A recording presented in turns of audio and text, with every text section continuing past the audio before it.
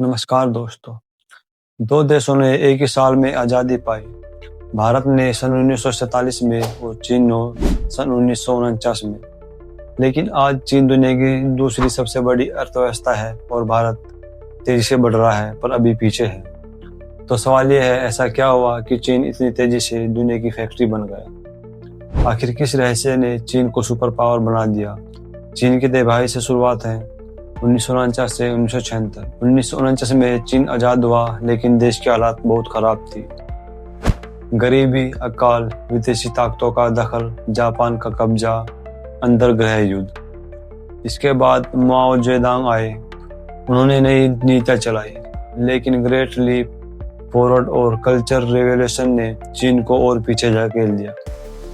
लाखों लोग भूख से मरे, अर्थव्यवस्था गिर गई, यानी 1976 तक चीन बर्बादी में था।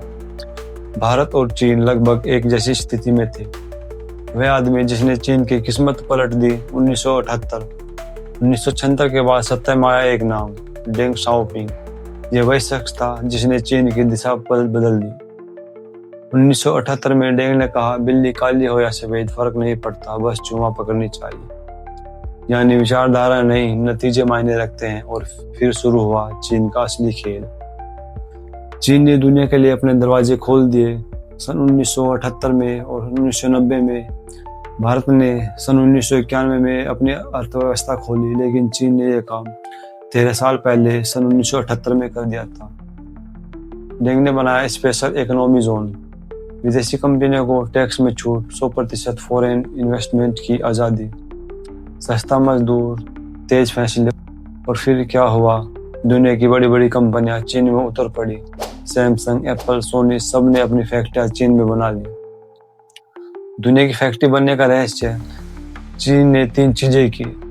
सब कुछ सस्ता बनाया, मजदूरी कम, बिजली सस्ती, प्रोडक्शन फास्ट, सरकार की फुल सपोर्ट। और दूसरी, बड़ी संख्या में उत्पादन, एक ही चीज करोड़ों में बनाते, जिससे लागत आधी, मुनाफा 2 गुना। और तीसरा, निर्यात एक्सपोर्ट पर पूरा फोकस। उनकी कोशिश थी, दुनिया जो खरीदेगी हम वही बनाएंगे। आज स्थिति यह है, दुनिया की 28% मैन्युफैक्चरिंग अकेले चीन करता है। यानी दुनिया की लगभग हर चीज पर लिखा होता है मेड इन चाइना। चीन में लोकतंत्र नहीं, सरकार जो चाहती है तुरंत कर देती है।